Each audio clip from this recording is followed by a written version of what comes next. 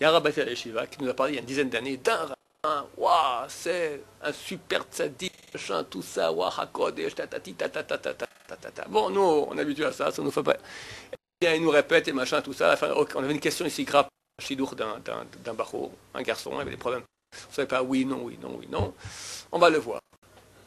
Et lui, il nous dit non, c'est pas bon. Non, elle lui fait voir toutes les couleurs, elle fait comme si, elle fait comme ça. Après, il nous fait une bracha. Alors, on était le rabbin Chaim, moi-même, puis le troisième rabbin, je ne citerai pas le nom, qui lui était très fan de ce rabbin éclairé, d'accord. Alors, il nous fait la bracha. Comment il nous fait la bracha? Alors, il nous met 3 doigts, invocation sur le front, enfin, un truc machin. Il fait la bracha comme ça, déjà, bon. Moi, je rabbin Chaim, je vois qu'il fait un saut d'une lèvre à l'autre. Il se marre déjà du style du type. Et là, le rabbin qui nous a amené là-bas, pour nous, la étude a fait perdre 3-4 heures. Aujourd'hui, là-bas, déjà, c'est un peu bizarre. Je suis allé voir 2 jours après, Rab Chaim Kanievski. Même cas avec la même fille. Il a dit, pas de problème, vous vous mariez.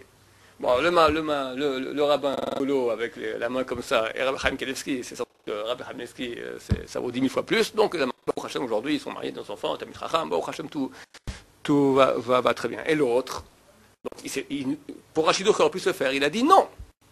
C'est un tordu, c'est grave. Alors, il vient il y a 2-3 jours, le rabbin qui nous a amené là-bas nous dit, sache que ce rabbin-là, il est ratatiné, terminé. Il a une chute, il s'est cassé, on dit même qu'il a été pris par les forces négatives, enfin, et tous les gens qui sont proches de lui sont dans un état de dépression terrible. Il y a des shluchim qui l'a dit, il avait dit à une fille, il faut se marier avec lui, c'est lui ton et puis ça va pas du tout, et ils ont fait comme il avait dit, et ça va pas du tout, donc maintenant qu'on voit qu'il s'est complètement écrasé, on s'est complètement planté, etc., etc. La catastrophe totale. Le rabbin Chaim vient et me dit maintenant, tu sais, ce rabbin-là en avait été, ben ça c'est la catastrophe. Oui, l'autre rabbin m'a déjà dit que c'est la catastrophe totale.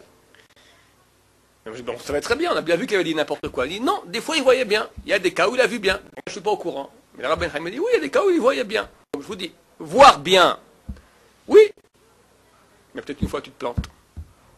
Alors comment tu sais? C'est très dangereux. Le rabbin lui-même, il me disait. Il me dit chez l'Oni Kachel, il disait que Dieu nous protège de ne pas faire des erreurs. Faire attention, c'est très dangereux. Un ancien élève m'a appelé il y a 2 semaines, il y a 10 jours. Il me dit, sa sœur lui a parlé d'une dame, habitant une ville de France, et il lui a parlé au téléphone à cette dame, cet ancien élève, elle lui dit tout. Le passé, le présent, le futur. Y a-t-il qui lui doit de l'argent? Il ne le paye pas, il dit ça prendra du temps, et dans 18 mois, il t'aura tout payé. Cette année, tu auras un enfant. Dans 4 ans, tu vas faire encore un surplus. Il lui raconte tout le futur, des machins, des trucs comme ça. Il part pendant 1 heure avec elle, est très sympa, très gentille, tout ça. Il m'appelle pour savoir mon avis. Je dis, vérifie, est-ce qu'elle est chômage Shabbat, elle est fait Tarta Mishpacha, elle mange kasher les bras, une fille bien dans le cou ou à côté de la plaque. Il vérifie, c'est une fille kasher, tout comme il faut, bien, charédite. Bon, dans ce cas-là, elle a un don. Effectivement, elle dit, oui, j'ai parlé avec des rabbins, effectivement, j'ai un don, et j'utilise ça pour aider les gens. Bon, chacun de vous, y compris moi, d'accord, on a 40 000 problèmes à régler dans la vie. Allô, le bon Dieu, écoute, il y a ça, réponds-moi, tac, tac, tac, tac, tac, tac, tac, tac, et voilà, bah, merci bien. Qu'est-ce qui se passe ici? Depuis quand les rabbins, ils appellent les bonnes femmes maintenant pour avoir, il n'y a plus les gueuladors, il n'y a plus rien. Il y a la bonne femme dans le sud de la France, d'accord, on va faire la queue là-bas. Qu'est-ce qui se passe? C'est pas comme ça qu'on fait. Effectivement, je ne l'ai pas appelée, je suis très content. Pourquoi? Peut-être elle se plante. C'est pas les façons. Ne croyez pas qu'au Ruach HaKodesh c'est quelque chose. Au Ruach HaKodesh c'est pas quelque chose. Chacham Adif Minavi. Je vais raconter une histoire qui est marquée dans le Chasse, Shabbat, je crois que c'est Daf. 108, page 108, je me souviens bien, qu'il faut mettre ici dans le crâne très bien. Il y a la première génération de Amoraïm. Qui c'est? Rav. Très bien. Rav et Shmuel, Rabbi Yochanan aussi, c'est juste. Je vous donne un truc. Rav, après, au premier c'est Rabbi dans les Tanaïm. Après Rav, après Rabba avec E, après Rava avec Aleph. Ça c'est chaque génération. D'accord? Rav, qui est son partenaire d'études, qui n'est jamais d'accord? Shmuel, Rav et Shmuel. Première génération d'Amoraïm. La Gemara raconte une histoire comme ça. Shmuel habitait la Babylonie. Rav habitait la terre d'Israël. Et Rav quitte la terre d'Israël pour venir en Babylonie. Shmuel est au bord du fleuve, sur l'Euphrate, et il voit l'eau trouble. Il dit à son élève Karna, un grand homme est en train de venir maintenant d'Israël, et est en train de faire ses besoins dans le fleuve, et le fleuve est en train de faire l'eau est en train de se lever comme ça pour faire une muraille autour de lui, pour qu'il se fasse ses besoins en tsniout. Ça fait 2000 ans qu'on n'a pas connu ni Baba Saleh, ni Chavetz Chaim, ni Golbina, ils ont fait un truc pareil. Vous comprenez, c'est qui Rav? Rav, Tchouvat Geonim dit, le responsable des Geonim dit, que les élèves de Rav il faisait 10 Humrot. Il a pris sur lui 10 choses. Ses élèves ont voulu continuer, mais ils ont vu qu'ils n'arriveraient pas, c'est trop dur. Et alors chacun des 10, il y avait 10 élèves, chacun d'eux a pris un truc que faisait son Rav. Rav Sheshat, il a pris Rav, toute sa vie, Rav n'a jamais regardé plus haut que 4 coudées. Essayez 1 heure, d'accord? Essayez pendant 1 heure pour regarder plus haut que 4 coudées. 4 coudées, ça fait 2 mètres.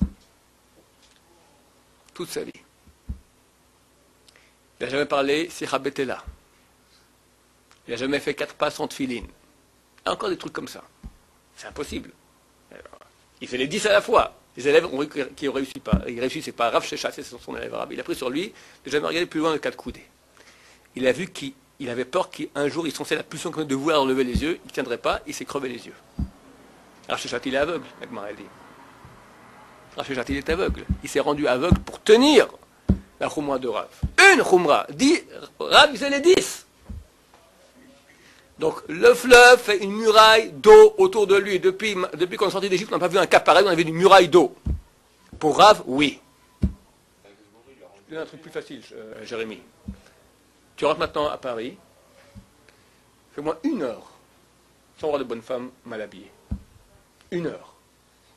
1 heure. Alors que regarder une femme mal habillée, c'est interdit d'Oraïta, qu'on est tous les jours. C'est d'Oraïta, comme manger du porc. 1 heure. Tiens. C'est pas une khumra, c'est obligatoire. Vas-y. Alors tu tiendras. Tu vas sortir, moi c'est une pulsion. Il y a un truc qui a bougé là. Non, faut pas. Et quand même, tac. C'est dur. On a le droit de se... Crever les yeux. Nous pas, eux, oui. J'ai compris. Nous pas, eux, oui. Non, c'est Matthias Ben Harash. Eux plus que nous. Je vais t'expliquer. Eux comprennent l'enjeu de ce que ça veut dire maintenant garder l'esprit de Rav dans le monde. Comprennent l'enjeu que c'est. C'est Rav Sheshat, c'est pas de quoi je te parle maintenant. Le monde. Alors Chisda, c'est quand il rencontrait Rav Sheshat, tout son corps se mettait à trembler. Rav Chisda, pas du schnock du coin. Ça va. Il y a des cas spéciaux où oui. Esther Malka, comment elle va maintenant avec Achashverosh? C'est un des cas, mais oui, de force, mais après quand elle allait le voir, Mordechai lui va le voir. Hein? Il y a Ragubali à bord. Elle lui dit, mais je vais aller maintenant. Kacharabati avati. Demain, je vais te perdre toi. C'est sa femme. Attends, écoute-moi. C'était la femme de Mordechai. Maintenant, quand elle va de façon consentante avec Achashverosh, elle devient interdite à son mari. On a entendu ça, qu'une prophétesse, c'est une de ces prophétesses, elle fait un adultère. Alors? C'est pour la vie d'Israël, mais... Ok. Alors, pour la vie du peuple d'Israël, la vie spirituelle du peuple d'Israël valait la peine tout autant. C'est ça. Ça, c'est la réponse. Il y a des cas... Non.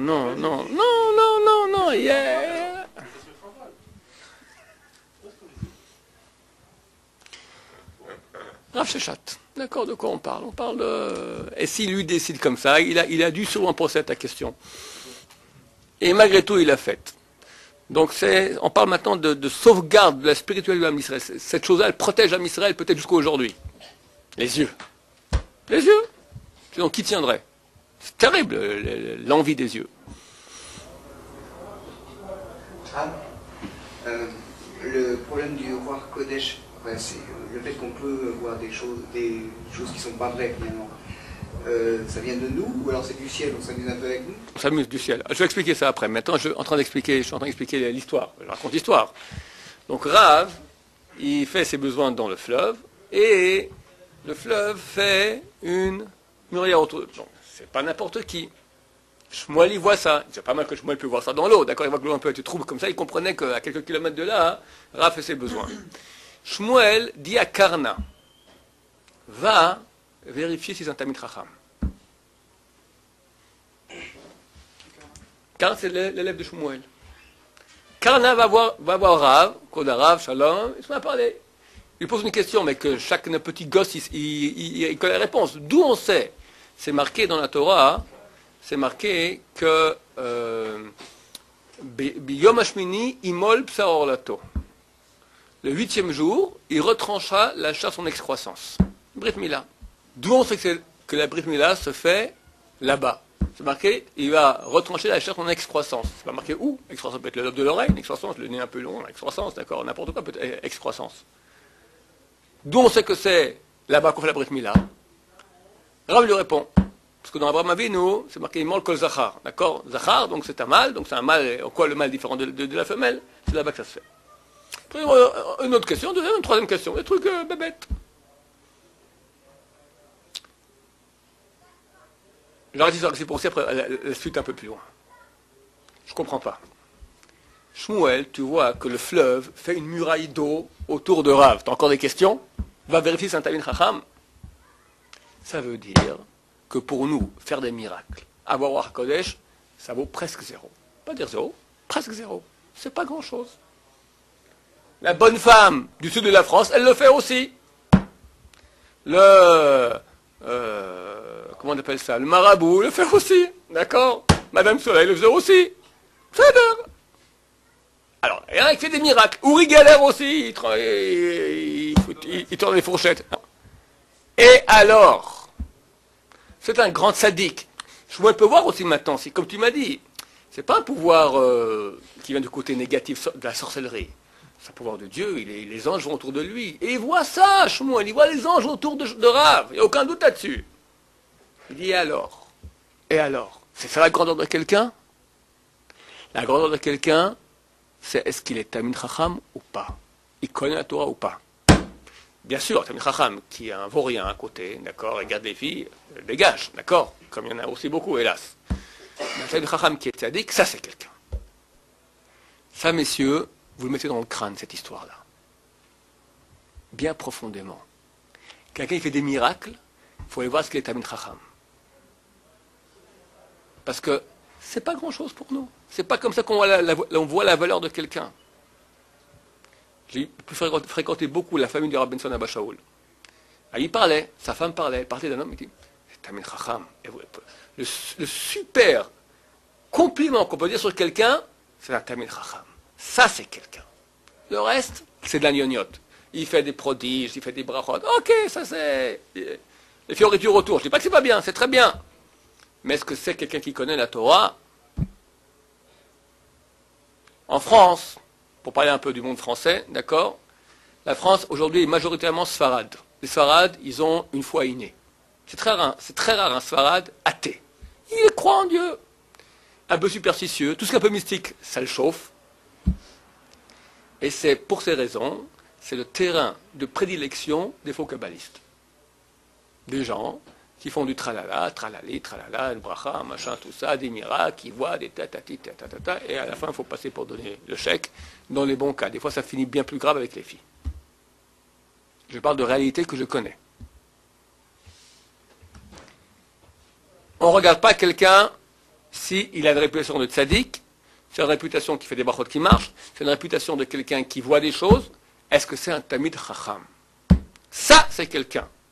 De tout temps, les dirigeants du peuple juif n'étaient pas les gens qui faisaient les miracles. C'était des Tamidei Chachamim, des grands en Torah. C'est ça les dirigeants du peuple. Shmuel envoie Karna vérifier ce type-là avec tout ce qu'il fait. Est-ce que c'est un Tamid Chacham, oui ou non? Aujourd'hui, tous les Tamid Chacham, ils ont Ruach HaKodesh. Donc on dirait que pour avoir le Ruach HaKodesh, il faut être Tamid Chacham. Tous les Tamid Chacham, ils ont Ruach HaKodesh. Tous les grands Tamid Chacham, Chacham Ben Sion, Chacham Ovadia. Chacham Ovadia, on n'est pas au courant qu'il y a Ruach HaKodesh. On n'a pas vu. Rav Eliashiv. Rav Eliashiv qui est le top niveau aujourd'hui. Il a 99 ans aujourd'hui. anniversaire de 90 ans de Blainara. D'accord? Que Rab Chaim Kanievski, ce n'est que son gendre. D'accord? Il n'y a aucun cas qu'on connaît dans l'histoire où il avait Roi HaKodesh. Et pourtant, c'est le top niveau des dirigeants du peuple d'Israël. Rav Steinman. J'ai entendu une seule fois le truc du Roi HaKodesh? Jamais. Alors, qu'est-ce qu'ils ont? Ils ont Siyata Dishmaya. Siyata Dishmaya. C'est-à-dire que du ciel, on met dans leur bouche un truc qui... Le type, c'est exactement... Ça arrive. Oui, Siyata Dishmaya, parce que c'est un grand d'Israël. Donc, il est aidé. C'est un des kélim, un des ustensiles que Dieu... Un des biais que Dieu utilise pour amener du bien à son peuple. Mais c'est pas parce que il a des dons spéciaux, parce qu'il est grand Torah. Et il fait les choses de Shem Shamaim. On peut avoir... Regarde. En Amaretz Chassid.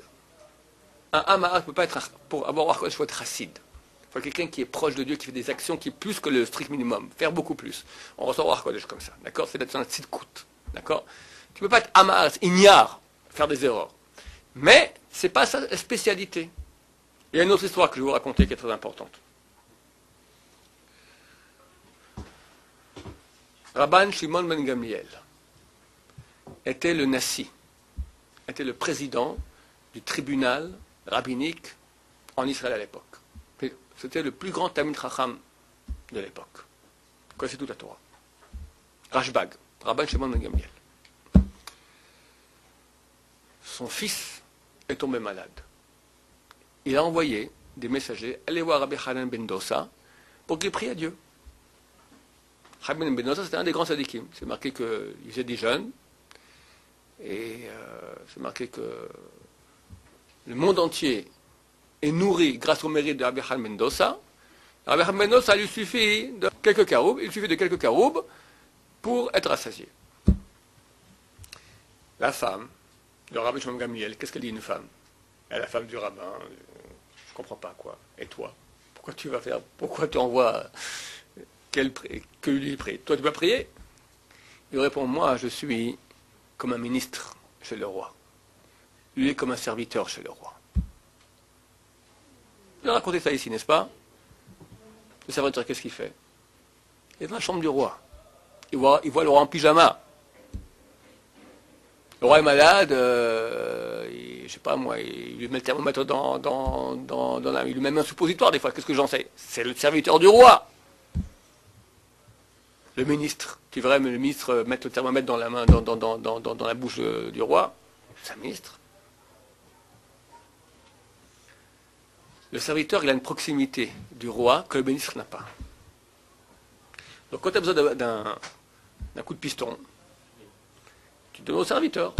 Et le roi, comme il est proche du roi, et le roi est pas au serviteur, il donne, ok, c'est bon, vas-y. Mais en fin de compte, qui est plus grand, le ministre ou le serviteur? Qui est le serviteur? Kolakavod, très bien, c'est un mérite, il a un mérite. Mais c'est qu'un serviteur du roi. C'est pas le ministre. Le roi, quand il va voir le ministre, il met ses habits royaux. Le ministre rentre dans son bureau, il ouvre les cartes, il ouvre les comptes, il s'occupe de gérer le royaume. On ne va pas maintenant mettre le thermomètre ou s'occuper de nettoyer le pyjama du roi. Il s'occupe maintenant de gérer le royaume. Et jamais un ministre peut demander maintenant au roi, écoutez, j'ai mon neveu qui a un problème, j'ai un petit piston. Ça ne se fait pas. Un ministre ne demande pas un piston au roi. Le serviteur peut demander un piston au roi. Donc il y a des cas où il faut demander, il faut passer. Oui, il y a des cas pour on a besoin d'une prière comme ça. Très bien. Ça, les tzadikim, excellent. La direction du peuple d'Israël, la direction de la royauté, être le second du roi, ça, faut être un grand Torah. Oh, impossible autrement. Bien sûr, le tzaddik serviteur doit aussi connaître bien la Torah. Parce que tu ne peux pas être chez le roi et commencer à faire n'importe quoi. Il faut savoir un peu comment ça fonctionne chez le roi. Faire le contraire de sa volonté dans ses appartements, ça ne marche pas. Tu vas te faire virer. Donc, tu ne peux pas être tzaddik en étant amar, en étant ignare. Donc, il faut aussi que tu sois un minimum talmid chacham. Mais ta spécialité, elle est le service de Dieu. La prière, les jeûnes, les flagellations, les kavanot, la pureté de... Très bien. Il faut ça, bon Hachem. Il y a des tzaddikim dans le monde. C'est important. La même chose, on dit qu'il y a 36 tzadikim cachés par génération. Et ils sont nécessaires, il y a besoin d'eux. 36 tzadikim cachés par génération. Mais ils sont cachés. ils font un boulot qui est nécessaire. Mais qui est la direction ostensible, claire? Les ministres. C'est les Talmid Chachamim. Oui. Bah ça, on classe dans Tzadik ou on classe dans Gedalador? C'est certain qu'on le classe dans Tzadik. Avec tout. Mais je t'ai bien dit, tu ne peux pas être Tzadik en étant Amaharetz. C'était un géant en Torah. Et au Maroc, c'était un des grands dirigeants du Maroc. Certainement, absolument. Il vient en Israël. Qu'est-ce qu'il fait? Il s'est mis à la direction du peuple d'Israël? Non. Il s'est mis dans son coin. Et il fait des jeûnes. Une semaine de jeûne, de suite. Et une prière, un kavanot. C'est ça sa spécialité. Est-ce que je dis qu'il n'est pas grand Torah? Il est très grand Torah. Mais ce n'est pas un dirigeant, ce n'est pas un ministre. Avec tout le kavod que Baba Saleh, l'endroit où il passait, on va lécher par terre, d'accord? Et vraiment, Baba Saleh. Énorme. Mais quelle une parole qui disait des miracles, fantastiques, bien sûr. Mais, prends-moi, t'étudies maintenant la Gemara. Tu prends, alors, t'as Rashi, t'as Tosot, après t'as les Achronim, t'as aucun. Il est où Baba Saleh dans l'histoire? Il est où? Alors c'est un petit, c'est un grand. Mais c'est un autre tafkid, c'est un autre job qu'il avait. Job de tzaddik. La direction du peuple se fait par Talmid Chacham. Et c'est ça, Man Malché Rabbanan. C'est qui les rois? Rabbanan et Talmid Chachamim. Pourtant, Baba Saleh aussi, c'était un très grand Talmid Chacham. C'est un très grand Talmid Chacham, c'est connu. C'est connu. Et son fils Baba Meir, Rabbi Sion a dit, je ne connais pas de Talmid Chacham aussi grand que lui. Pas toi ou moi qui disons qu'on ne connaît rien. C'est toute la Torah. Il dit, il n'y a pas plus grand que lui. Il connaît toute la Torah. Bon, lui, c'est vraiment un cas très très spécial. Et néanmoins, il fait partie aussi des tzadikim cachés. Comparé à un Tana, quel niveau? Le niveau d'un Tana ou bien? Écoute, le Gaon de Vilna, pour te situer sur le Gaon de Vilna, d'accord? À l'âge de 40 ans, il a pu ouvert un bouquin de Pshat, que Kabbalah. À l'âge de 3 ans, il connaissait tout le fromage par cœur. Que la première fois, un jour, à l'âge de 7-8 ans, je ne sais plus, il était au Beth Midrash, et il prend Maseret Zvachim. À côté, il y avait un des grands Talmid Chachamim de la génération. Et il prend, il lit comme ça. Tourne la page. Tourne la page. Comme ça, au bout de 10 minutes, il a fait 10 pages de Zvachim. Le Chacham, il s'énerve, il dit, tu t'amuses avec la Gemara, allez, fiche le camp d'ici. Parce que les livres avaient une très grande valeur. Tu joues avec la Gemara. Non, voilà, qu'est-ce que j'ai fait? J'ai étudié. Quoi t'as étudié? T'as commencé. Combien de fois tu as déjà étudié cette master? Première fois de ma vie. En 10 minutes, tu as fait maintenant 10 pages. Je ne sais plus comme le chiffre. Enfin, ça allait très vite. Je sais pas, c'est 10 minutes comme ça. Bien que je l'examine. Et voilà, Gaon de Vilna, il lui dit tout. Qu'il y a un commentaire du Shulchan Aruch qui s'appelle Biur HaGra, l'explication du Gra, qui est incompréhensible. Que le fils de Rabbi Sion m'a dit, mon père, pour te dire qui c'est, étudie Shulchan Aruch avec Biur HaGra. Et pour dire, tu comprends rien. Kamash. Comme t'as un petit point sur une lettre, sur une parole du Gaon de Vilna, il dit, du Shulchan Aruch, il dit, voilà, comme c'est marqué dans Tosfot Gittin, page 56b, tu ouvres là-bas, tu vas pas le rapport. Allez, fais le calcul, que savoir que c'est de là que ça. Et Kamash. Il y a des bouquins comme ça, j'ai vu sur un siman du Shulchan Aruch, comme ça, un bouquin épais comme ça, explication sur le commentaire du Gaon de Vilna. Le Gaon de Vilna vivait il y a 300 ans à Vilna, qui dormait 5h30, il était réveillé 5h30, dormait une demi-heure. Réveillé 5h30, dormait une demi-heure, toute sa vie comme ça. Et chaque fois qu'il dormait, son âme montait dans les yeshivot d'en haut. La yeshiva de Rashbi, la yeshiva de Rashi, Rabbi Noutam ramenait les chidushim qu'il a eu et qu'il a écrit dans son bouquin. Il a un commentaire de Tzrifa Litzniuta, ce chidush le tient de Yaakov Avinu. Et du Beth Mashiach Ben Yosef. C'était énorme. Attends. Son élève, je dépasse le temps, parce que c'est important ce que je suis en train de dire. Son élève Rabbi Chaim de Vologine, un jour, il était à table avec ses élèves, Shabbat, après le repas. Et toujours Shabbat, il parlait en hébreu, pas en yiddish, pour montrer que c'est un jour plus sain. Un élève lui dit, parlez-nous du Gaon. Il commence à parler qui était le Gaon, tout ça. Et un élève lui dit au milieu, est-ce que le Gaon, il était aussi grand que le Ramban? Pas qu'un Tana qui me pose la question, que le Ramban. Rabbi Moshe ben Nachman vivait au XIIIe siècle. Le Reb Chaim de Vologine était tellement choqué, il s'est mis à parler en yiddish.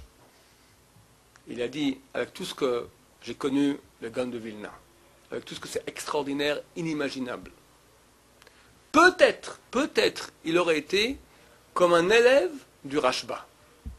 Le Rashba, c'est un élève du Ramban. Peut-être le Gaon aurait été comme un élève du Rashba. Le Gaon de Vilna.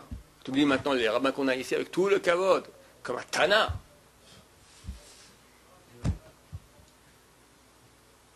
Ils créent des hommes, les Tana. C'est marqué qu'un rabbin, dont le nom est marqué de façon nominative, on voit son nom dans la Gemara, ou un Tana en Amora, pouvait ressusciter les morts ou arrêter le système cosmique quelques instants. Comment ça se fait qu'on ne va pas donner, qu'à leur époque, il n'y a pas eu de machine? Je vais bien y répondre, mais je n'ai pas le temps maintenant. En 2 mots, c'est parce que le job qu'il y avait à faire était beaucoup plus grand qu'aujourd'hui. Nous, on est le petit job qui reste à finir, on finira, vers Hachem, peut-être ce Nissan là. Baruch Adonai, le monde va, mais...